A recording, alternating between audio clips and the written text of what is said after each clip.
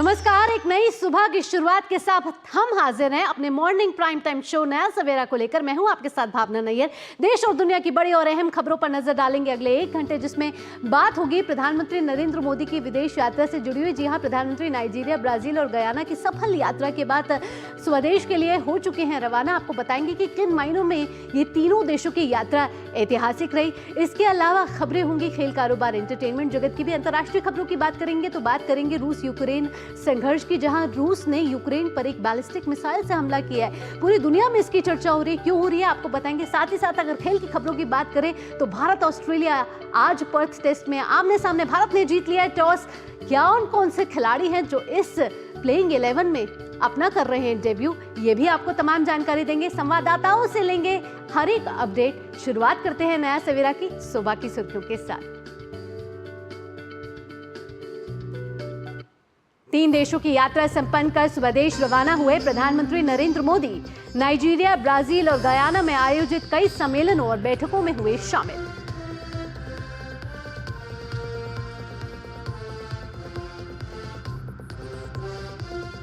प्रधानमंत्री मोदी ने गयाना में भारतीय समुदाय को किया संबोधित। कहा, दोनों देशों को आपस में जोड़ते हैं संस्कृति, खान पान और क्रिकेट। रूस का यूक्रेन पर बड़ा हमला। पहली बार दागी मध्यम दूरी की बैलिस्टिक मिसाइल MRBM निप्रो शहर को बनाया निशाना। पश्चिमी देशों ने की निंदा।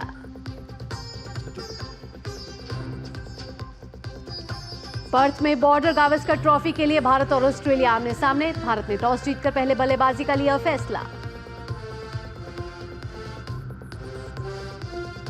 और दिल्ली NCR में वायु प्रदूषण से जीना हुआ मुहाल। आज भी ज्यादातर इलाकों में AQI 400 के पार।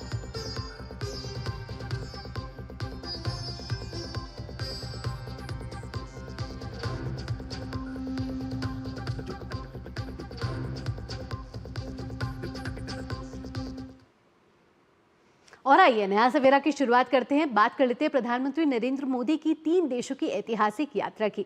जी हां, 3 देशों की यात्रा सफलतापूर्वक संपन्न कर स्वदेश रवाना हो चुके हैं प्रधानमंत्री नरेंद्र मोदी।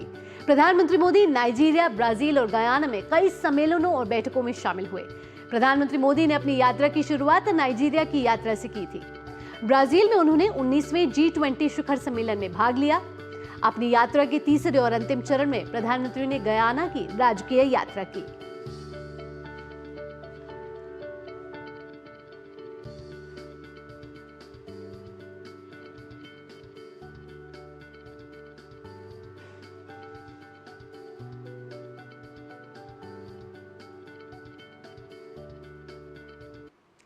प्रधानमंत्री नरेंद्र मोदी ने गयाना की राजधानी जॉर्ज टाउन में भारतीय समुदाय को संबोधित किया। भारत गयाना के मजबूत और ऐतिहासिक रिश्तों का जिक्र करते हुए प्रधानमंत्री ने भारतीय समुदाय के योगदान को सराहा। पीएम ने दोनों देशों के साझा मूल्यों का जिक्र किया। पीएम ने 2 दशक से अधिक समय पहले की अपनी गयाना यात्रा को भी याद किया।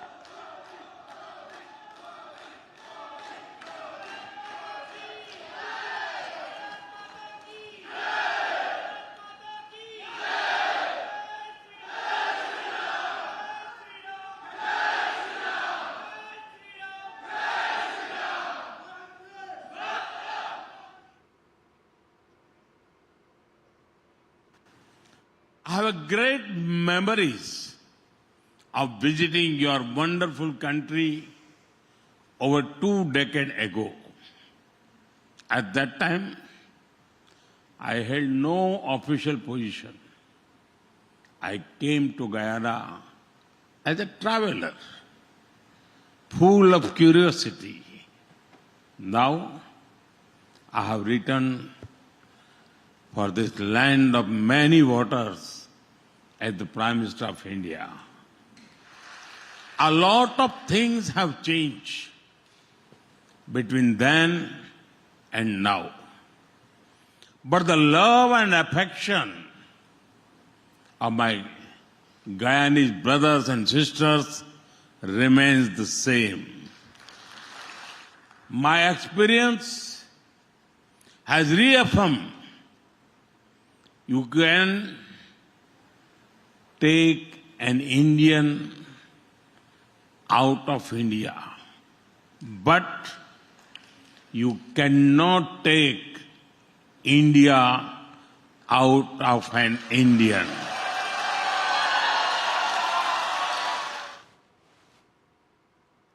प्रधानमंत्री ने दोनों देशों को जोड़ने में संस्कृति, खान-पान और क्रिकेट की अहम भूमिका बताई। पीएम ने कहा कि दोनों ही देश अपनी सांस्कृतिक विविधता का उत्सव मनाते हैं। Both India and Guyana are proud of our rich and diverse culture. We see diversity as something to be celebrated, not just tolerated. Our countries are showing how cultural diversity is our strength.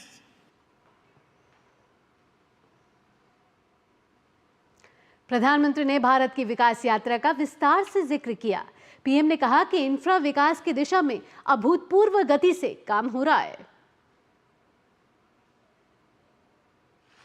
India is a global hub for e-commerce, AI, fintech, agriculture, technology, and more.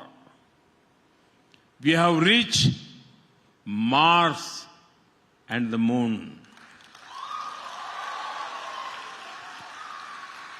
From highways to highways, airways to railways, we are building state-of-art infrastructure. Guyana के राष्ट्रपति इरफान अली ने दुनिया भर में भारत के बढ़ते रुतबे और प्रधानमंत्री नरेंद्र मोदी के नेतृत्व को सराहा।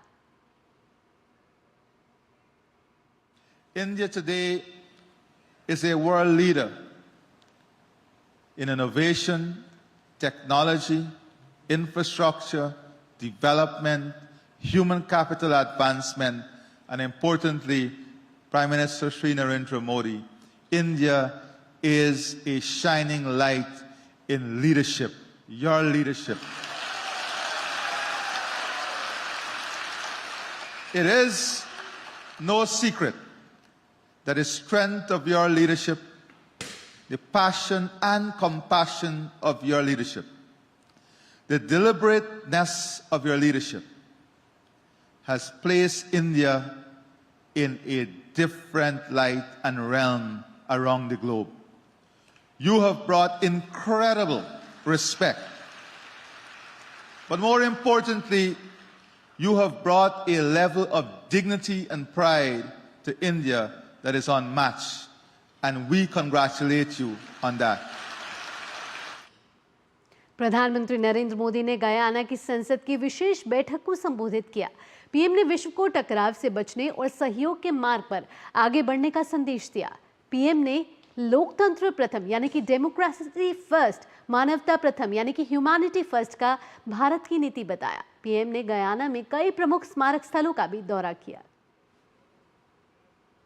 ये समय कॉन्फ्लिक्ट का नहीं है, ये समय कॉन्फ्लिक्ट पैदा करने वाली कंडीशंस को पहचानने और उनको दूर करने का है।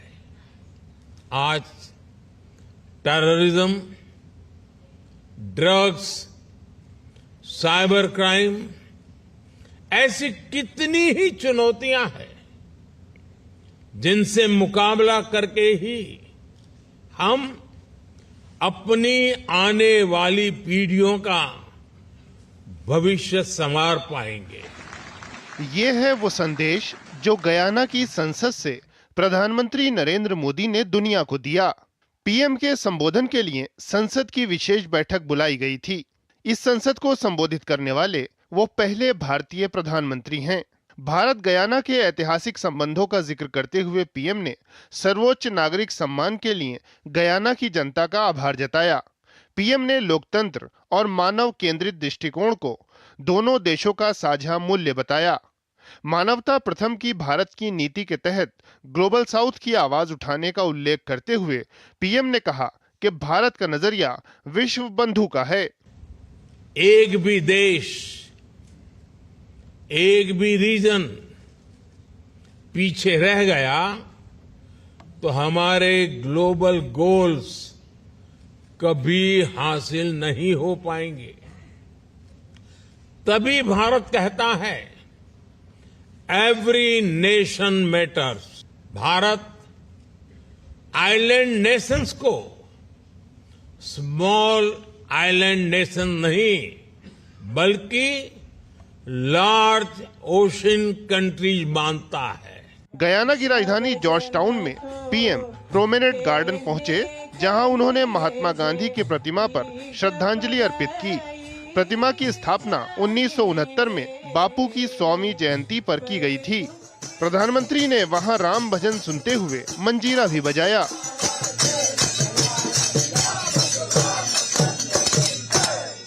बच्चों की सामूहिक वंदना पर उन्हें शाबाशी देते हुए पीएम ने उनका उत्साहवर्धन किया।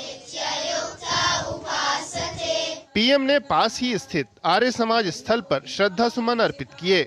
गयाना में आर्य समाज आंदोलन की स्थापना की 100वीं वर्षगांठ के उपलक्ष्य में इसे 2011 में स्थापित किया गया था। प्रधानमंत्री ने स्मारक उद्यान में भारतीय आगमन स्मारक पर भी श्रद्धा सुमन अर्पित किए।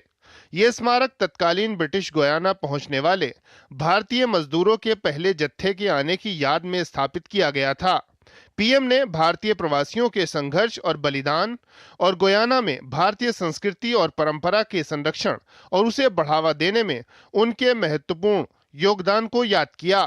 पीएम सरस्वती विद्या निकेतन स्कूल भी गए। पीएम ने वहां मंदिर में पूजा अर्चना की। पीएम ने बच्चों की काव्य प्रस्तुतियों को सुना और उन्हें सराहा। पीएम को अपने बीच पाकर बच्चों का उत्साह देखते ही बन रहा था। पीएम ने 2 दशक से अधिक पहले इसी स्कूल के अपने दौरे को याद किया। पीएम ने छात्रों को पारंपरिक भारतीय मूल्य और संस्कृति से रूबरू कराने के लिए स्वामी आकाशरानंद जी और उनकी टीम की सराहना की।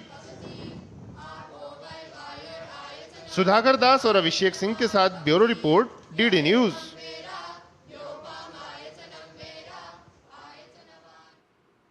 प्रधानमंत्री नरेंद्र मोदी ने गयाना में कैरिकॉम नेताओं के साथ फ्लाई पास्ट भी देखा। प्रधानमंत्री मोदी की सह अध्यक्षता में दूसरे भारत कैरिकॉम समिट का आयोजन हुआ। इस समिट में नेताओं ने आर्थिक सहयोग, कृषि, खाद्य सुरक्षा, हेल्थ, फार्मास्यूटिकल साइंस जैसे क्षेत्रों में संबंधों को और मजबूत करने के तरीकों पर चर्चा की। भारत कैरिबियाई देशों के साथ अपने संबंधों में प्रगाढ़ता ला रहा है।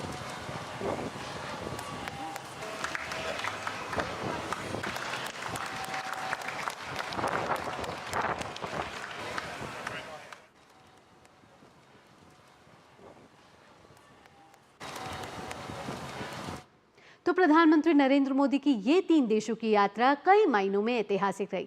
आइए नया सवेरा में आगे बढ़ते हैं, अन्य महत्वपूर्ण खबरों का भी रुख कर लेते हैं।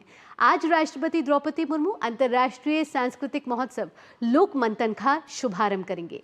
इससे पहले कल राष्ट्रपति कोटि दीपोत्सव में शामिल हुई। उन्होंने लोगों से संकल्प का दीपक जलाकर देश को निरंतर विकास के पथ पर आगे ले जाने का संकल्प लेने का आग्रह किया है। उन्होंने लोगों से सत्य और धर्म के मार्ग पर चलने और वंचितों के कल्याण के लिए काम करने का संकल्प लेने का आह्वान किया। साथ ही इस बात पर भी जोर दिया कि दीपक जलाना अंधकार से प्रकाश की ओर और अज्ञान से ज्ञान की ओर बढ़ने का प्रतीक है। राष्ट्रपति ने साथ ही कहा कि देश समग्र और समावेशी विकास के लक्ष्य के साथ आगे बढ़ रहा है। और अब खबर दिल्ली की राजनीति से जुड़ी हुई। दिल्ली के मुख्यमंत्री आतिशी की मुश्किलें बढ़ सकती हैं। मुख्यमंत्री आतिशी के खिलाफ दायर मानहानि मामले पर दिल्ली की एक अदालत में आज सुनवाई होगी। दरअसल कोर्ट ने मुख्यमंत्री आतिशी को उनके खिलाफ मानहानि मामले से जुड़े दस्तावेज आज तक जमा करने को कहा था। दरअसल आतिशी पर आप विधायकों की खरीद फरोख्त के प्रयासों के बारे में झूठे दावे करने का आरोप लगाते हुए भाजपा नेता प्रवीण शंकर कपूर ने अदालत में आपराधिक मानहानि की शिकायत दायर की थी।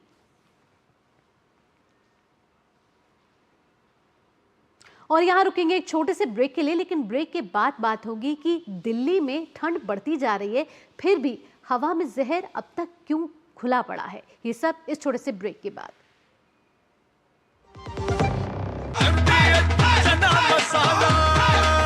अब छोलिया हो या लोबिया, सफेद चने या काले चने, सब कुछ मजेदार बने।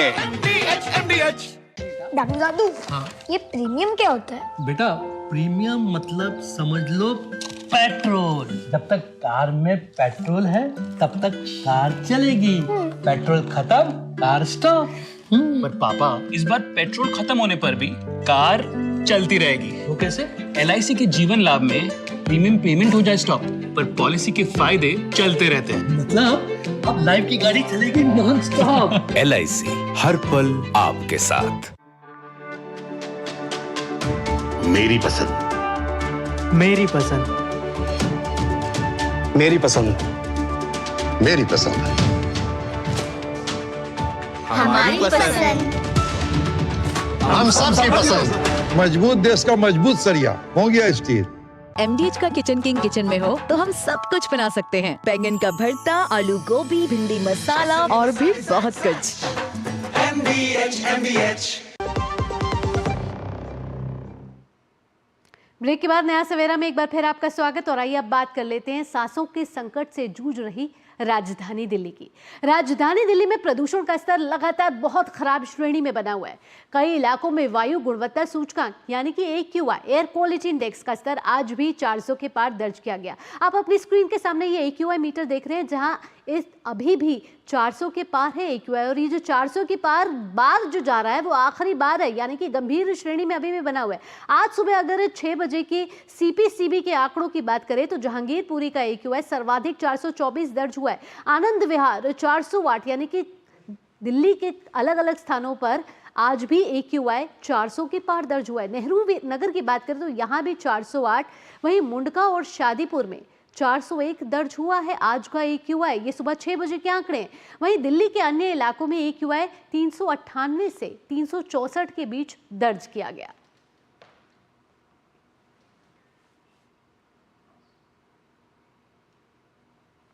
राजधानी दिल्ली में एक हफ्ते तक प्रदूषण के गंभीर स्तर से बेहाल रहने के बाद राजधानी की वायु गुणवत्ता में थोड़ा सुधार जरूर हुआ है। हालांकि इन सबके बावजूद यह अभी भी बहुत खराब श्रेणी में बना हुआ है। ऐसे में प्रदूषण के स्तर को कम करने की कोशिश में नई दिल्ली नगर निगम यानी कि NDMC ने कई स्थानों पर नाइट क्लीनिंग और सड़कों की सफाई की। NDMC के उपाध्यक्ष और भारतीय जनता पार्टी के नेता कुलजीत सिंह चहल सफाई अभियान के दौरान मौजूद रहे। कुलजीत सिंह चहल ने आम आदमी पार्टी के नेतृत्व वाली दिल्ली सरकार की आलोचना की और साथ ही उस पर दिल्ली को स्वच्छ बनाने के लिए पर्याप्त कदम उठाने में विफल रहने का आरोप लगाया। साथ ही उन्होंने कहा कि प्रधानमंत्री के स्वच्छ भारत अभियान की प्रेरणा से शुरू हुए इस अभियान का मकसद कचरा मुक्त NDMC हासिल करना है।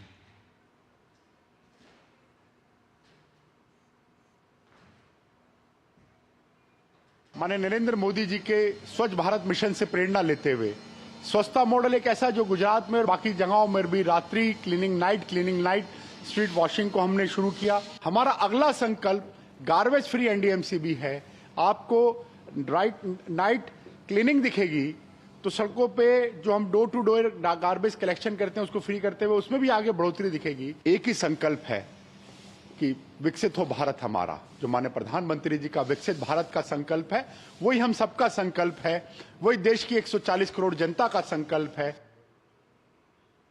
तो दिल्ली में प्रदूषण की मार झेल रहे लोगों का इस समय जीना मुहाल हो गया है और लोग लगातार परेशान हैं इस बढ़ते AQI से। और AQI लगातार जो है वो बढ़ता जा रहा है और इस AQI बढ़ने से कई सांस संबंधित बीमारियां भी पैदा हो रही हैं। हमारी संवाददाता संध्या शर्मा ज़्यादा जानकारी के साथ जुड़ गई हैं। आइए सीधा संध्या का रुख करते हैं। संध्या, आपसे पूछना चाहेंगे कि पिछले कुछ दिनों से हम देख रहे थे कि दिल्ली पर एक मोटी चादर कोहरे की कहीं ना कहीं छाई हुई थी और इस मोटी चादर की वजह से दिल्ली दिख नहीं रही थी, लेकिन अब से हम 1-2 दिनों से देख रहे हैं कि दिल्ली कुछ दिखनी शुरू हुई है। मौसम साफ होना शुरू हुआ है, तापमान में गिरावट आ रही है, लेकिन प्रदूषण का स्तर अभी भी गंभीर श्रेणी में पहुंचा हुआ है। 400 पार है, ग्रैब 4 लागू किया जा चुका है। ऐसे में प्रयास किस हद तक सफल हो रहे हैं और मौसम विभाग क्या कह रहा है? निश्चित तौर पर भावना, आपको बता दूं कि कुछ राहत लेकिन प्रदूषण लगातार बरकरार। जी हाँ, इस तरह की ही बात कह रही है दिल्ली। जैसा कि आप बता रही थी कि तो पिछले 2 दिनों की अगर हम बात करें तो मौसम ने ज़रूर करवट ली है, और गुरुवार की अगर हम बात करें यानी कि बीते कल की, तो सुबह जो है वो थोड़ा सा ठंड महसूस की गई और उसके बाद से ही ये माना गया कि अब दिल्ली में ठंड ने दस्तक दे दी है। जिस तरह की ठंड इस समय में दिल्ली में पड़ती है, हालांकि वो अभी नहीं पड़ी है। मौसम विभाग की अगर बात करें तो मौसम विभाग ने अगले 2 दिनों तक यानी कि 22 आज से लेकर के 24 तारीख तक ये बात कही है कि मौसम में जो है कोहरा देखने को मिलेगा, धुंध छाई रहेगी, ठंड भी नजर आएगी, लेकिन ठंड भी महसूस की जाएगी, लेकिन प्रदूषण बरकरार रहेगा। साथ ही साथ मौसम विभाग के पूर्वानुमान को अगर हम देखते हैं तो अगले 1 हफ्ते और भी घातक रहने की बात कही जा रही है, यानी कि प्रदूषण बरकरार रहेगा। हालांकि कुछ फौरी राहत जरूर हमें 2 दिनों में महसूस हुई है, लेकिन अगला 1 हफ्ता वापस से विषैली दिल्ली के तौर पर ही देखने को मिलेगा, यानी कि लोगों को वापस एहतियात बरतने होंगे। ग्रैब 4 लागू है, हालांकि इसमें कुछ ढील देने की बात लगातार कही जा रही है, लेकिन फिलहाल ऐसा नजर नहीं आ रहा, क्योंकि जिस तरह से पॉल्यूशन का लेवल है, जो स्तर है वो बढ़ता जा रहा है, 400 से नीचे नहीं आ रहा है। हालांकि कल दिन में जब थोड़ा सा मौसम खुला था, आसमान खुला था, उसके बाद में 371 दर्ज किया गया दिल्ली का प्रदूषण लेवल, लेकिन कई इलाके ऐसे हैं जहां पर 400 से पार प्रदूषण दर्ज किया जा रहा है। वहीं केंद्र सरकार के प्रयासों की अगर हम बात करें तो केंद्र सरकार ने अपने जो सरकारी दफ्तर है वहां पर ऑफिस टाइम में बदलाव किया है। साथ ही साथ कर्मचारियों से यह भी आग्रह किया है कि पब्लिक ट्रांसपोर्ट का ज़्यादा से ज़्यादा इस्तेमाल करें, कार पूलिंग का इस्तेमाल करें, यानी कि एक ही गाड़ी लेकर के कोई एक व्यक्ति नहीं चले, 2 से 3 लोगों को अपने साथ लेकर के चले। इस तरह से लगातार प्रयास किए जा रहे हैं कि क्या कुछ किया जाए जिससे राजधानी की जो प्रदूषित आबो हवा है उसको कम किया जा सके। हालांकि विशेषज्ञों की भावना अगर हम बात करें तो विशेषज्ञों का कहना है कि अगर आप दिल्ली में पैदा हुए हैं, दिल्ली की आबो हवा में रह रहे हैं और यहाँ अपना जीवन यापन कर रहे हैं, तो आप ये मान के चलिए कि लगभग 11.9 साल की उम्र आपने कम कर दी है। यानी कि अंदाजा लगाया जा सकता है कि दिल्ली के प्रदूषण का स्तर जिस तरह से है वो कितना घातक साबित हो रहा है। अभी भी अगर हम देखें तो धुंध है, कोहरे की चादर तो है ही, चादर नहीं कहेंगे, हल्का कोहरा नजर आ रहा है, लेकिन उसके साथ साथ प्रदूषण भी नजर आ रहा है। तो ये नहीं कहा जा सकता कि प्रदूषण का स्तर कम हुआ है या राजधानी के लोगों को राहत मिलेगी। मौसम ने करवट ली है। उत्तर भारत में जिस तरह से ठंड का प्रभाव हमें देखने को मिल रहा है, और मौसम विभाग भी लगातार कह रहा था कि अगर ठंड बढ़ती है या हल्की बारिश इस समय में दिल्ली में होती है तो प्रदूषण का स्तर कम हो सकता है। तो ये सारी संभावनाएं हैं, लेकिन इस समय में जो बारिश की संभावनाएं व्यक्त की जा रही थी वो बारिश अभी राजधानी वाले लोगों को नहीं देखने को मिली है। हालांकि ठंड ने जरूर दस्तक दे दी है, जिसकी वजह से पिछले 2 दिनों में हमने राहत महसूस की। वासियों के लिए मुहाल ही रहने वाले, क्योंकि प्रदूषण का स्तर कम होता हुआ नजर नहीं आ रहा। हालांकि जनता जो है वो परेशान है और चाह रही है कि प्रदूषण का स्तर लगातार कम हो। ऐसे में संध्या तमाम जानकारियों के साथ आपका बहुत बहुत धन्यवाद। आइए अब आगे बढ़ते हैं। महाकुंभ 2025 की बात कर लेते हैं, जिसको लेकर प्रयागराज में तेजी से निर्माण कार्य चल रहा है। राज्य सरकार की योजना के मुताबिक महाकुंभ में आने वाले करोड़ों श्रद्धालुओं, कल्पवासियों और साधु सन्यासियों के रहने और स्नान के लिए घाटों, अस्थायी सड़कों और टेंट सिटी का निर्माण हो रहा है। प्रयागराज मेला प्राधिकरण ने योजना के मुताबिक पूरे मेले क्षेत्र को 25 सेक्टरों में बांटा है। 4000 हेक्टेयर और 25 सेक्टरों में बटा महाकुंभ मेला क्षेत्र इससे पहले के किसी भी महाकुंभ मेले से सबसे बड़ा क्षेत्र है।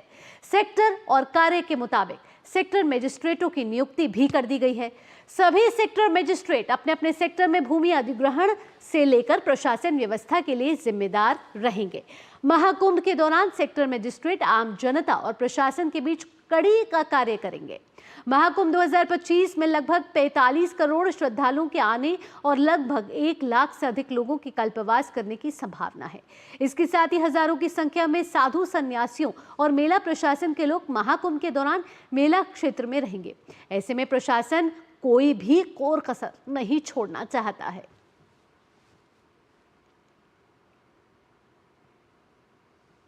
और अब बात भारतीय अंतर्राष्ट्रीय फिल्म महोत्सव यानी कि इफ्फी की।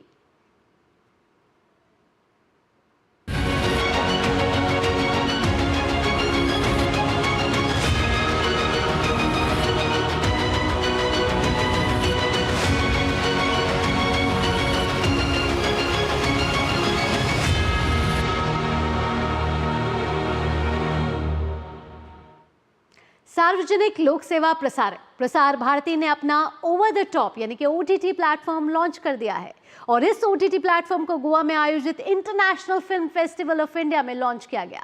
अब अन्य प्लेटफॉर्म्स जैसे कि नेटफ्लिक्स और Amazon प्राइम की तरह भारत की public service broadcaster company Prasar Bharati का भी अपना ऑनलाइन कंटेंट स्ट्रीमिंग प्लेटफॉर्म होगा।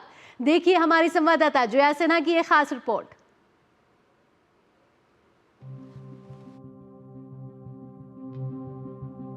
भारत की संस्कृति का दर्पण प्रसार भारती है कराता, भारत के हर रूप का दर्शन। भारत का लोक प्रसारक प्रसार भारती का अपना OTT प्लेटफॉर्म वेव्स लाइव हो चुका है। इफ्फी 2024 में प्रेस वार्ता के दौरान प्रसार भारती के चेयरमैन नवनीत कुमार सहगल, प्रसार भारती के CEO गौरव द्विवेदी, निर्माता निर्देशक शिव सागर, संदीप सिंह और अभिनेत्री गौहर खान ने इसे दर्शकों के लिए एक नई शुरुआत करार दिया।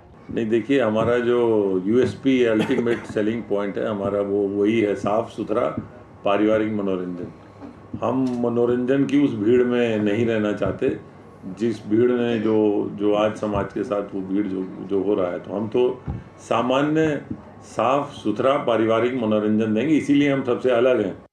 वेव्स ऐप एंड्रॉयड और iOS पर उपलब्ध है और वेव्स फैमिली एंटरटेनमेंट की नई लहर के रूप में दर्शकों का ध्यान खींच रहा है। आज की तारीख में हमारे पास तकरीबन 40 से 50 हज़ार घंटे का कंटेंट है जो ऑलरेडी डिजिटाइज्ड है और जो बचा हुआ आइडेंटिफाइड और इन्वेंटरीड कंटेंट है उसके डिजिटाइजेशन का काम हमारे यहाँ पे लगातार चल रहा है और इनको हमारी आर्काइव्स की जो वेबसाइट है YouTube वगैरह के ऊपर में उनके लो रेज वर्जन्स तो हमने ऑलरेडी अवेलेबल कराए हैं, लोग उनको देख सकते हैं और उसमें से कुछ चुनिंदा कंटेंट ऐसा है तकरीबन 2 से 2.5 हज़ार घंटे का जिसको हम लोग ऑलरेडी ला करके वेव्स पर भी प्रस्तुत करती हैं। इस प्लेटफॉर्म का उद्देश्य मनोरंजन के विभिन्न विकल्प प्रदान करना है जिसमें लाइव चैनल और ऑन डिमांड कंटेंट शामिल है। इस मौके पर फौजी 2.0 की स्टारकास्ट भी मौजूद थी जो दूरदर्शन के नए अंदाज की झलक पेश करती है। The legacy of Shah Rukh Khan, Fauji, has a new life now. Fauji 2 has been released on DD National Monday to Thursday, 9 p.m. It's a great, opportunity for us to be getting showcased on DD National and Waves. The stories of Fauji 2 are very relatable. It's the stories of, the lives of people who represent and protect India. जो कहानियाँ हमें पता भी नहीं चलती हैं, जो हमारे बॉर्डर्स पे हमारी सुरक्षा कर रहे हैं, उनकी ज़िंदगियों में और उनकी फैमिलीज़ में क्या होता है, उनके साथ क्या दिक्कतें आती है, क्या अच्छाइयाँ होती हैं, वो सारे खुशी, गम, struggles and actual lives of these people are being showcased. ये OTT प्लेटफॉर्म 12 से ज़्यादा भाषाओं में सामग्री पेश कर रहा है। इसका लक्ष्य समय के साथ सभी भाषाओं और बोलियों में कार्यक्रम शामिल करना है। इस नए OTT प्लेटफॉर्म का उद्देश्य डिजिटल स्पेस में स्वस्थ सामग्री लाना ही नहीं बल्कि बच्चों और युवाओं सहित समाज के सभी वर्गों के लिए सामग्री उपलब्ध कराना भी है। Jaya Sinha, DD news, Panaji, Goa.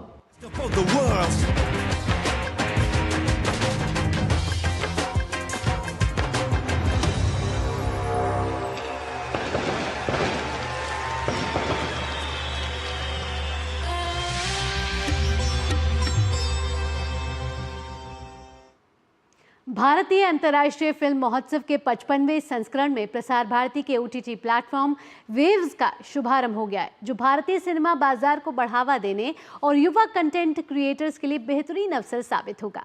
OTT platform waves पर दूरदर्शन के सभी चैनल उपलब्ध हैं। साथ ही वेव्स 10 भाषाओं में 65 चैनल पेश करता है। देखिए वेव्स में आपके लिए क्या क्या रहेगा खास। भारत के प्रतिष्ठित सार्वजनिक प्रसारक दूरदर्शन ने डिजिटल स्ट्रीमिंग सेवाओं की बढ़ती मांग को पूरा करने के लिए OTT over the top platform में कदम रखा है।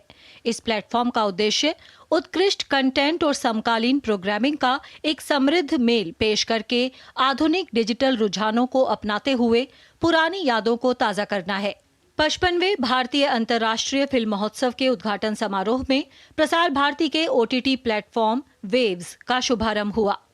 वेव्स एक बड़े एग्रीगेटर OTT के रूप में प्रवेश कर रहा है, जिसमें समावेशी भारत की कहानियां हैं, जो भारतीय संस्कृति को अंतर्राष्ट्रीय दृष्टिकोण के साथ जोड़ती हैं।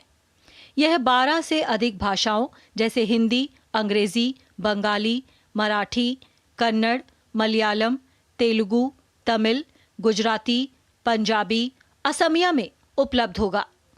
यह video on demand, free to play gaming, radio streaming, live TV streaming, 65 live channel, video और गेमिंग सामग्री के लिए कई ऐप इन ऐप इंटीग्रेशन और open network for digital commerce समर्थित ई-कॉमर्स प्लेटफॉर्म के माध्यम से ऑनलाइन शॉपिंग की सुविधा प्रदान करेगा।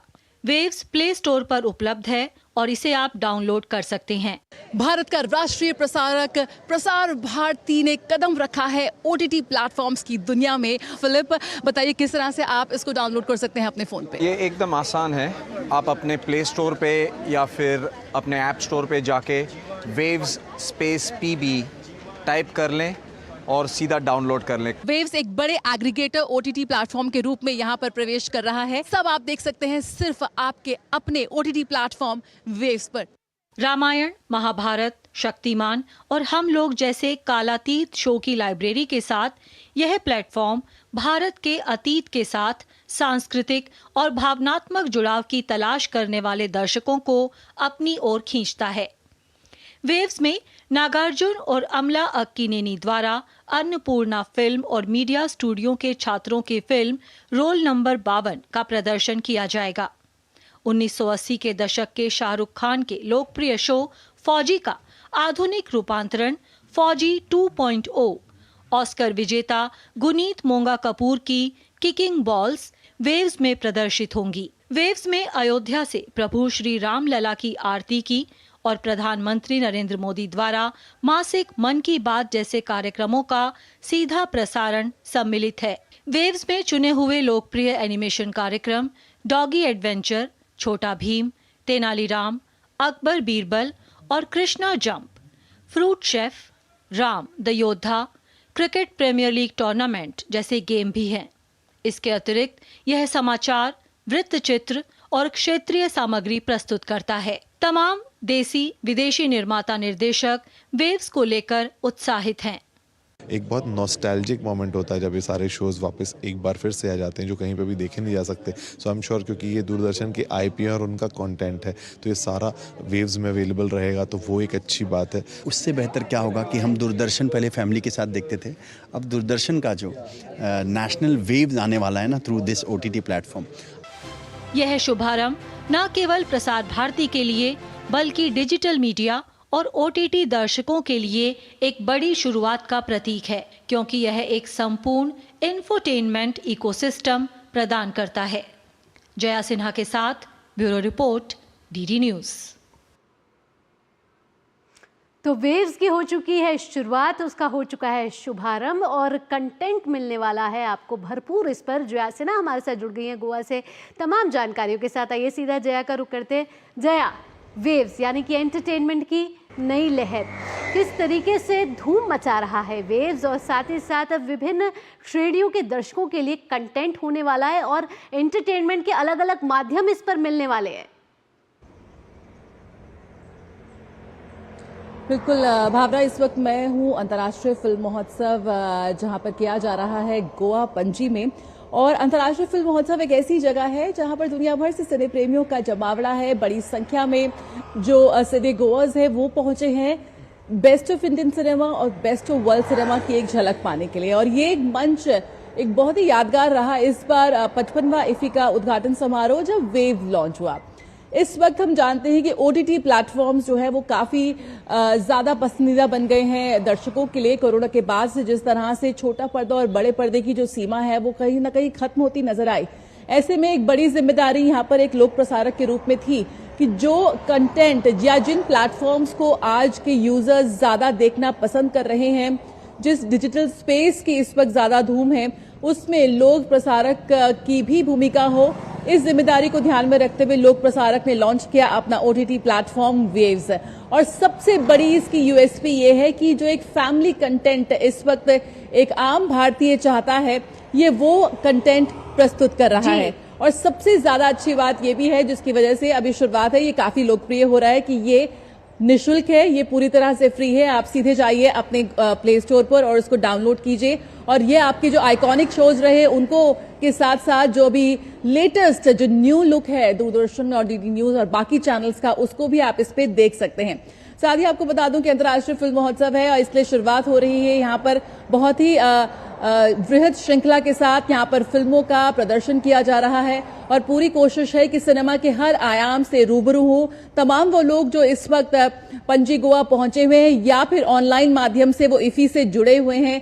मास्टर क्लासेस, दिग्गज फिल्मकार यहाँ पर आ रहे हैं, सीधे आप उनसे रूबरू हो सकते हैं, बातचीत कर सकते हैं। सिनेमा की अगर हम बात करें तो films, blockbuster films, short films, documentary films, सभी इस वक्त इफी के मंच पर दिखाई जा रही हैं और खूब पसंद की जा रही हैं। जय, अगर आज की गतिविधियों की बात करें तो कैसा रहने वाला है आज का दिन इफी में? बिल्कुल, जैसा मैंने कहा कि इस वक्त सबसे ज्यादा जोर इस पर भी है कि दर्शकों जो यहाँ पर आए हैं उन्हें सर्वश्रेष्ठ भारतीय सिनेमा और सर्वश्रेष्ठ अंतर्राष्ट्रीय सिनेमा देखने को मिले, जो कि आपको और कहीं नहीं मिलता है। इस वक्त जो गाला प्रीमियर्स हो रहे हैं, यानी कि पहली बार अपनी फिल्म की स्क्रीनिंग के लिए जिन्होंने उन निर्माता निर्देशकों ने इफी को चुना है, उनकी संख्या भी बहुत ज्यादा है। शीर्ष कलाकार आज जो अभिनेता हैं जैसे टिस्का चोपड़ा, बोमन ईरानी आज निर्देशन की कुर्सी पर बैठ रहे हैं। तो आज भारतीय पैनोरमा की बात करें, भारतीय पैनोरमा जो कि बहुत ही महत्वपूर्ण खंड रहा है इफी का काफी समय से, जिसमें देश की दूर दूर से आई हुई फिल्मों को स्क्रीन किया जाता है, उस लिहाज से काफी अच्छी स्क्रीनिंग्स हैं। The sunflowers were the first to know एक शॉर्ट फिल्म है जो FCI के बच्चों ने बनाई है और कान में वो बेस्ट शॉट का पुरस्कार जीत कर आई। आज वो स्क्रीन की जाएगी। साथ ही दर्शकों को उनके सीधे निर्माता निर्देशक से सीधे बातचीत करने का मौका मिलेगा। मास्टर क्लासेस में आज विदु विनोद चोपड़ा यहाँ पर आएंगे, आ रहे हैं। कल उनकी फिल्म की स्क्रीनिंग थी द ब्लॉकबस्टर 12th फेल, क्योंकि बहुत ही अच्छा इनका क्यूरेट किया गया है फेस्टिवल। ब्लॉकबस्टर फिल्में हैं, डॉक्यूमेंट्री फिल्में हैं, छोटी छोटी फिल्में हैं जो और कहीं आपको नजर नहीं आती, लेकिन यहाँ पर उन फिल्मों को आप बिग स्क्रीन पर देख सकते हैं। विदु विनोद चोपड़ा हैं। साथ ही जिस तरह से इफी में जो हमारे 4 दिग्गज कलाकार रहे उनको ट्रिब्यूट दिया जा रहा है, उसी कड़ी में सुपरस्टार नागार्जुन भी आज नजर आएंगे। तो काफी वृहद श्रृंखला है और बहुत ही मजा आ रहा है यहाँ पर इफी का हिस्सा बनकर। जी जय, तो इफी में कई गतिविधियां आज भी होने वाली हैं और साथ ही साथ फिल्मी सितारों का लगने लग गया है जमावड़ा फिल्मों के इस महाकुंभ इफी में। जया, आपसे आगे भी अपडेट लेते देंगे। फिलहाल इन सभी जानकारियों के साथ आपका धन्यवाद। तो ये तो थी खबरें अंतर्राष्ट्रीय फिल्म महोत्सव इफी से जुड़ी हुई।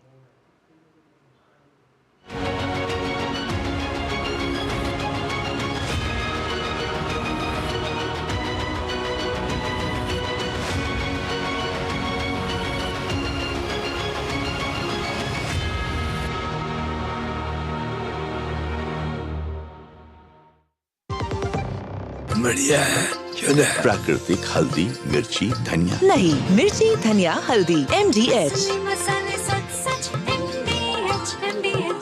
जब धरती चीर कर निकलता है लोहे का पत्थर और मिलता है मोंगिया के जोश से, फिर तपता है, पिघलता है और बनता है फौलाद। अब होता है सरिया सारी खूबियों के साथ। मोंगिया स्टील, मजबूत देश का मजबूत सरिया। यार Ajay, look at your dad. हम इस उम्र में ऐसे रहेंगे क्या? बिल्कुल रहेंगे, अगर पापा जैसी सही प्लानिंग की तो। जैसे कि? मेरे पापा ने इन्वेस्ट किया LIC के जीवन अक्षय में, जो दे रहा है इमीडिएट और guaranteed annuity at regular intervals, जिंदगी भर के लिए। वाह, पर हमें तो इस एज तक वेट करना पड़ेगा ना? बिल्कुल नहीं, हमने तो अभी इन्वेस्ट किया है LIC के न्यू जीवन शांति में, जो हमें देगा डिफर्ड एन्युटी, मतलब कुछ साल बाद से रेगुलर इनकम। आई सी। LIC के एन्युटी प्लान्स दे एन्युटी ऑप्शंस और नियमित इनकम पाने में फ्लेक्सिबिलिटी भी। LIC हर पल आपके साथ। एक ऐसा तबका जो रिटायरमेंट के बारे में आज भी बिल्कुल नहीं सोचता, वो है औरतें। औरतें कमा के भी वल्नरेबल हैं। सो NPS एक इक्वालिटी ला रहा है, हम सब एक बराबर प्लेटफॉर्म पे हैं। अपने बेहतर कल को सुनिश्चित करने के लिए NPS जरूरी है। अब आया असली स्वाद। अब आया स्वाद। जब स्वाद के पड़े हो लाले तो MDH का चंकी चाट मसाला डालें। MDH का चंकी चाट मसाला। MDH।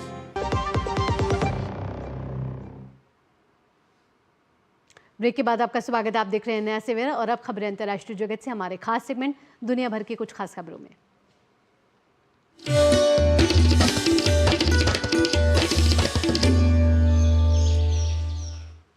रूस की ओर से यूक्रेन पर पहली बार बैलिस्टिक मिसाइल MRBM से हमला किया गया है, जिसकी पूरी दुनिया में चर्चा की जा रही है।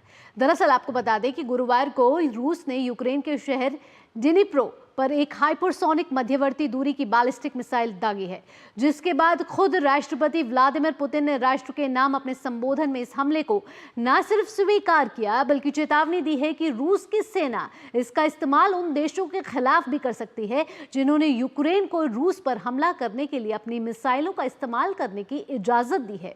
रॉयटर्स के अनुसार अमेरिका और ब्रिटेन की ओर से कीव को उन्नत हथियार और रूसी क्षेत्र पर हमला करने की अनुमति देने के जवाब में रूस की यह प्रतिक्रिया देखने को मिली है। पुतिन की ओर से यह संकेत भी दिया गया है कि यह मिसाइल परमाणु हमला करने में भी सक्षम है।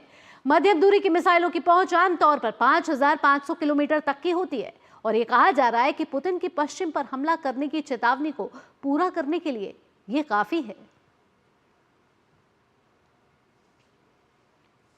और आइए अब आगे बढ़ते हैं और आपको बता दें कि जिस तरीके से रूस ने बैलिस्टिक मिसाइल यूक्रेन पर ये दागी है, ऐसे में पूरी दुनिया की नज़रें अब टिक गई है, खास पश्चिमी देशों की नज़रें टिक गई है कि किस तरीके से ये मिसाइल यूक्रेन पर जब ये दागी गई है तो क्या अब दूसरे देश इसको खतरा माने। अमित मुखर्जी जुड़ गए हमारे साथ ज़्यादा जानकारी के साथ। सीधा अमित का रुख करते हैं। अमित, जिस तरीके से ये मिसाइल दागी गई है, ऐसे में पूरी दुनिया अब देख रही है रूस के इस, और स्वीकार भी किया है पुतिन ने, ऐसे में क्या पश्चिमी देश को डर जाना चाहिए?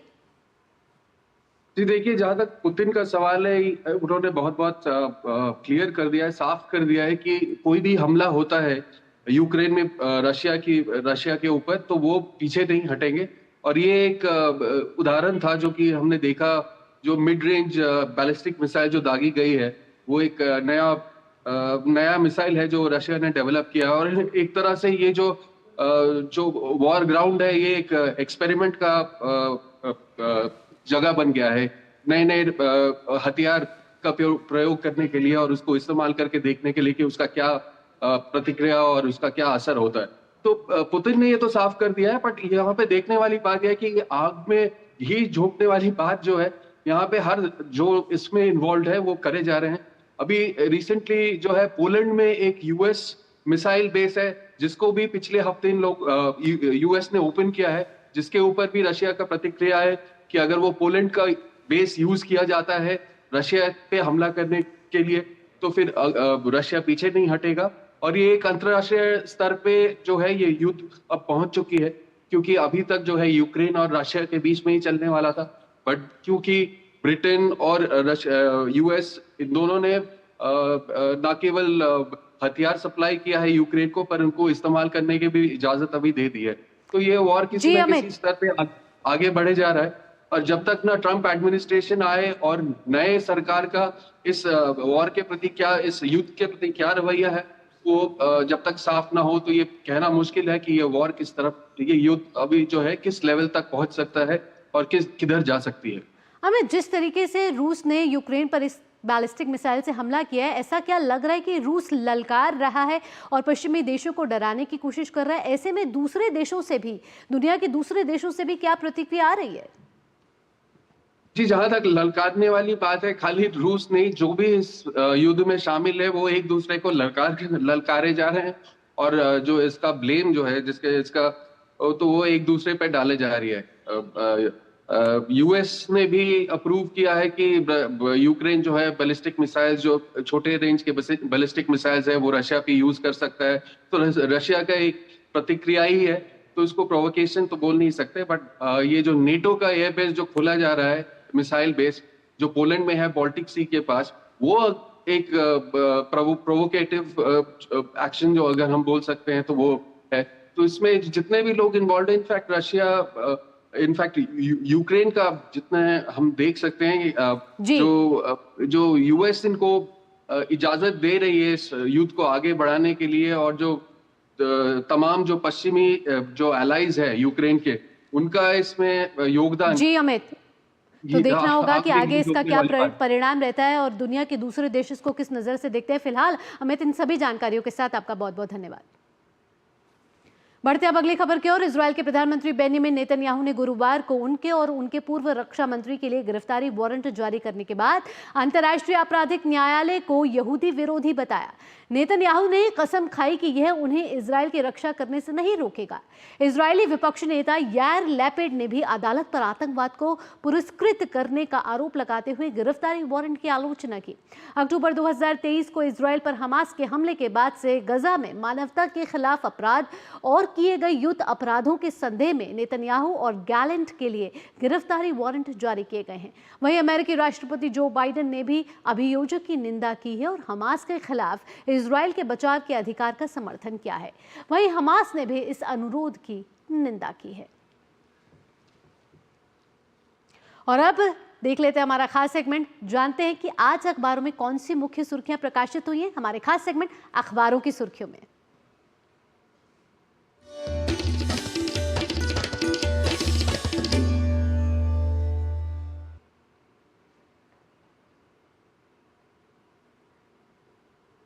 और अखबारों की सुर्खियां जानने के लिए सीधा लिए चलते हैं आपको हमारी सहयोगी संध्या शर्मा के पास। संध्या, सुप्रभात। तो क्या है आज अखबारों में प्रकाशित विभिन्न क्षेत्रों की मुख्य सुर्खियां? सुप्रभात भावना। अखबारों की सुर्खियों की शुरुआत करते हैं डेमोक्रेसी हमारे डीएनए में। जी हां, प्रधानमंत्री नरेंद्र मोदी ने ये बात गयाना में कही और इसी बात को हेडलाइन के साथ नवभारत टाइम्स अखबार ने प्रकाशित किया है। अन्य अखबारों ने भी प्रधानमंत्री नरेंद्र मोदी की गयाना जो यात्रा है उसमें क्या कुछ खास रहा, क्या कुछ बातें हुई, द्विपक्षीय वार्ता किस तरह से हुई, तमाम बिंदुओं के साथ आज प्रमुख अखबारों ने इस खबर को लिया है।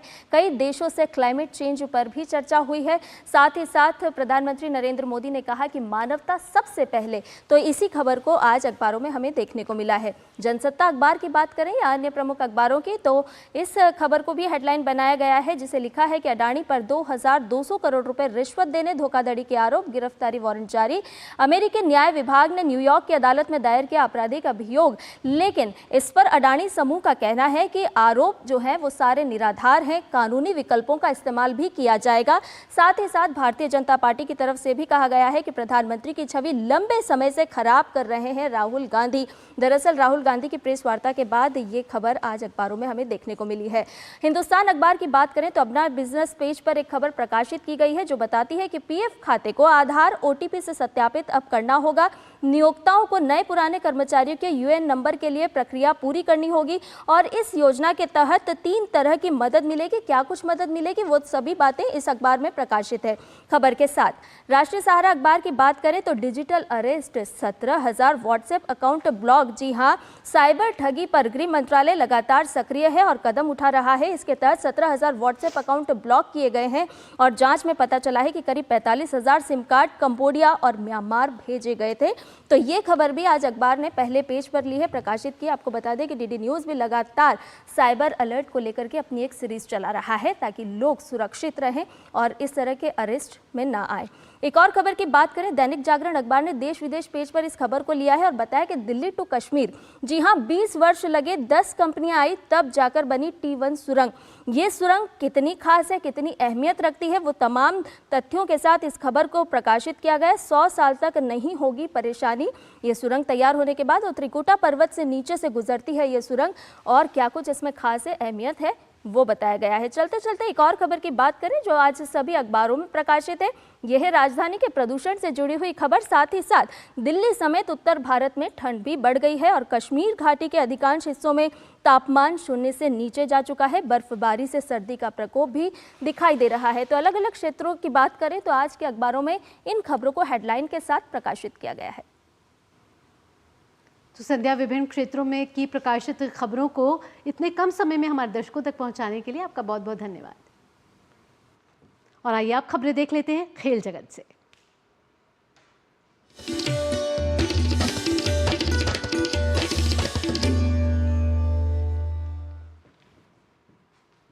और आइए शुरुआत करते हैं बॉर्डर गावस्कर ट्रॉफी 2024 के साथ, जिसका आगाज पर्थ टेस्ट से हो गया है। भारत ने टॉस जीतकर पहले बल्लेबाजी का फैसला लिया है और ताजा समाचार मिलने तक भारत ने 2 विकेट के नुकसान पर 18 रन बना लिए हैं। आउट होने वाले बल्लेबाज रहे यशस्वी जायसवाल, जो बगैर खाता खोले पैविलियन वापस लौट गए हैं। वहीं यशस्वी जायसवाल का विकेट मिचेल स्टार्क ने लिया है। भारत की ओर से हर्षित राणा और नीतीश कुमार रेड्डी का इस मुकाबले से टेस्ट डेब्यू हो रहा है। वहीं आर अश्विन को प्लेइंग 11 में जगह नहीं मिली है। टीम इंडिया की बात करें तो भारतीय टीम को हाल ही में अपनी सरजमी पर न्यूजीलैंड के हाथों 3-0 से शिकस्त झेलनी पड़ी थी। वैसे टीम इंडिया के लिए ये सीरीज बेहद अहम है और टीम को अगर विश्व टेस्ट चैंपियनशिप के फाइनल में जाना है तो इस सीरीज को बड़े अंतर से जीतना होगा। भारत और ऑस्ट्रेलिया के बीच आपको बता दें कि अब तक 107 टेस्ट मैच हुए हैं, जिनमें 32 में भारतीय टीम को जीत और 45 में उसे हार का सामना करना पड़ा है। 1 मैच टाई और 29 मुकाबले ड्रॉ रहे हैं। वहीं ऑस्ट्रेलिया की सरजमी पर दोनों टीमों ने 52 मैच खेले हैं।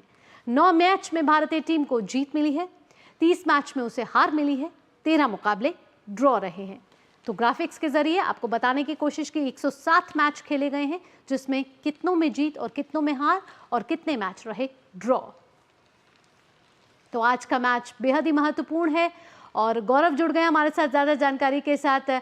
गौरव, भारत ने टॉस जरूर जीता, लेकिन शुरुआत जो है वो कुछ कमज़ोर साबित हुई।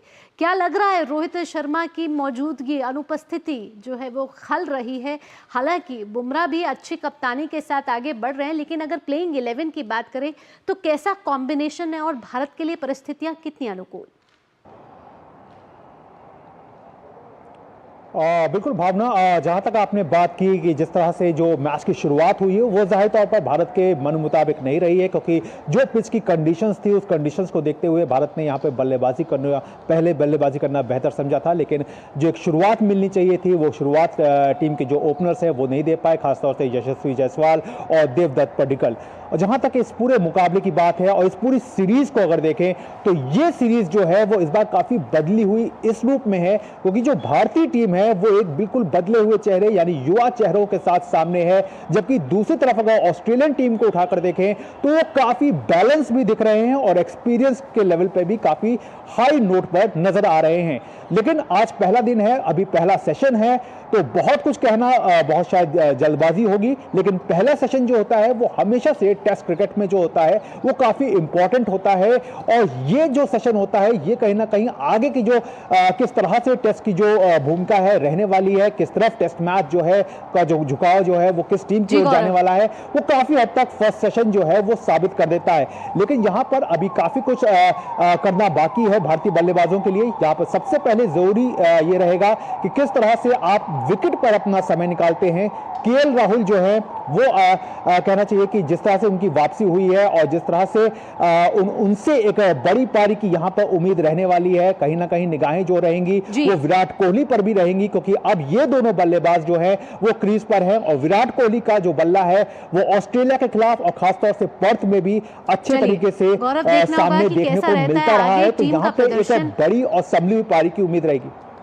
जी, तो पर्थ से हो चुका है आगाज बॉर्डर गावस्कर ट्रॉफी 2024 का। भारत ऑस्ट्रेलिया इस समय आमने सामने है। भारत की शुरुआत हालांकि थोड़ी सी कमज़ोर जरूर रही है, लेकिन देखते हैं आगे किस तरीके से भारत जो है आगे बढ़ता हुआ नजर आता है। फिलहाल गौरव, इन तमाम जानकारियों के साथ आपका बहुत बहुत धन्यवाद। बढ़ते हैं आगे, बात कर लेते हैं मिजाज मौसम की और जानते हैं विभिन्न राज्यों और शहरों का न्यूनतम और अधिकतम तापमान।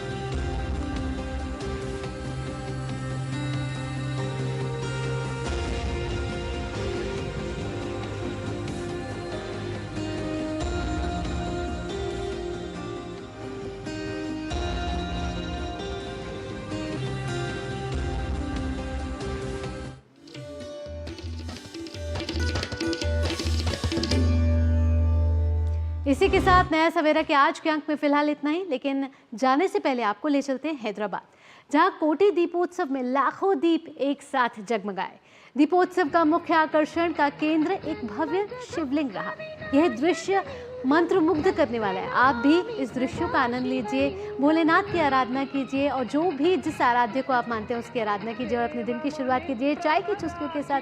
फिलहाल के लिए मुझे दीजिए अनुमति। अब आपसे मुलाकात होगी सोमवार को। नमस्कार।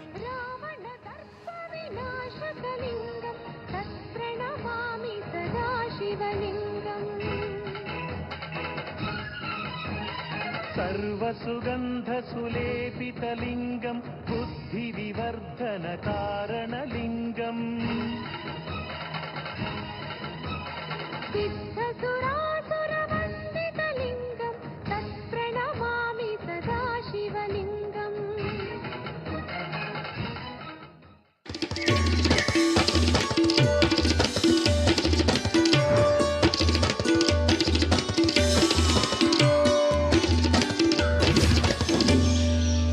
नया सवेरा के प्रायोजक थे LIC, जिंदगी